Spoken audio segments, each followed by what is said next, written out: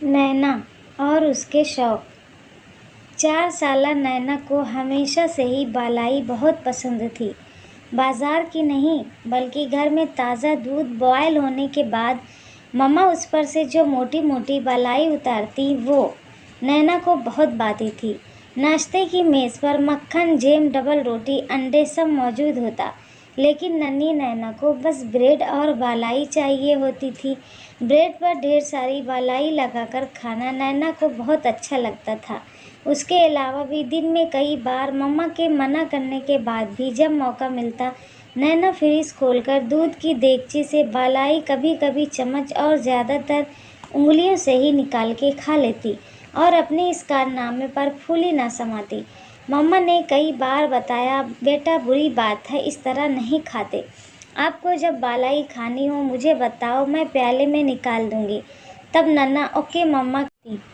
मम्मा उसे कई बार प्याले में बालाई निकालकर चम्मच से खिला चुकी थी, लेकिन नैना को जो मज़ा उंगली से निकाल के बालाई खाने में और उंगलियां चाटने में आता था, उसकी बात ही कुछ और थी।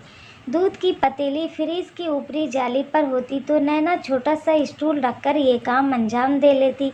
आज भी मम्मा किचन में दाखिल हुई तो फ्रिज के अधखुले दरवाजे में नैना सर अंदर घुसाए अपने काम में मशगूल थी।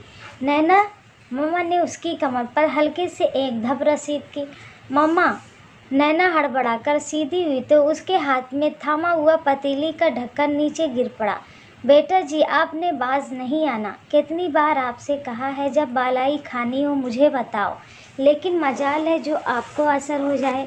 मम्मा ने गुस्से से बोलते हुए झुककर ढक्कन उठाया, पतीली ढककर फ्रीज बंद किया, स्टूल को उसकी जगह पर रखा। इस सारी कार्रवाई के दौरान नैना अपनी उंगलियां चाटने में मगन थी।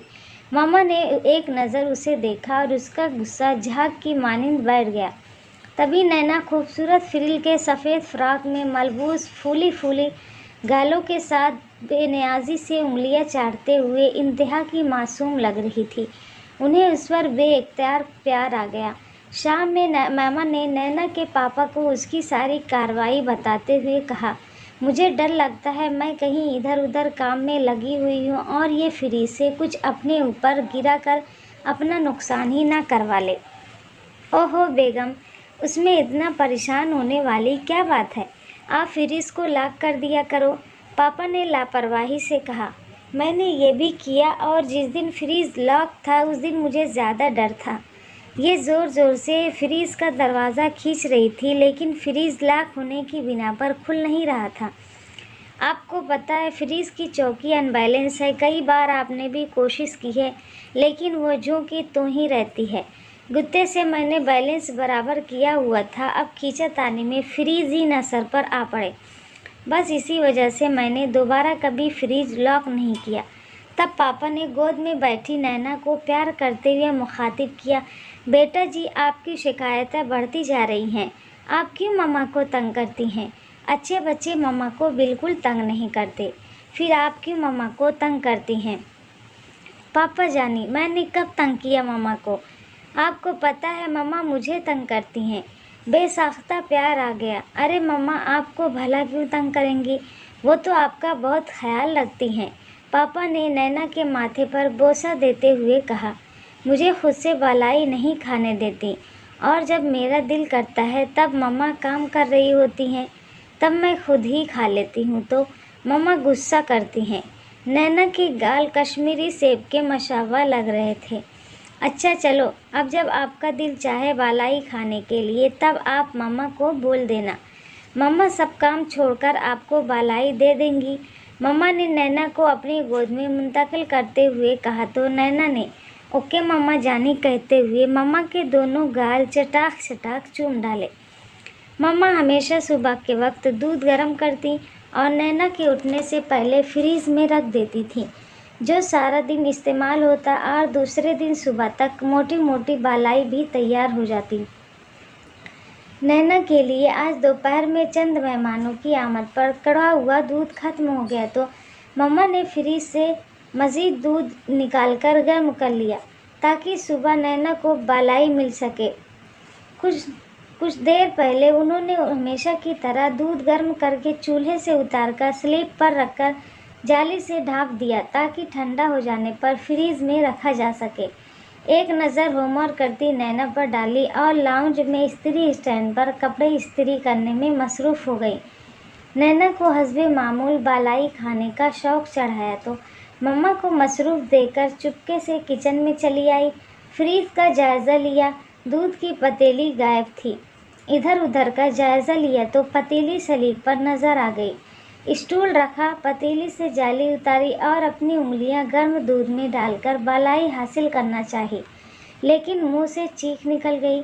शुक्र कि स्टूल से नीचे नहीं गिरी, बस अपने हाथ पकड़कर ज़ोर से चिल्लाई, मम्मा।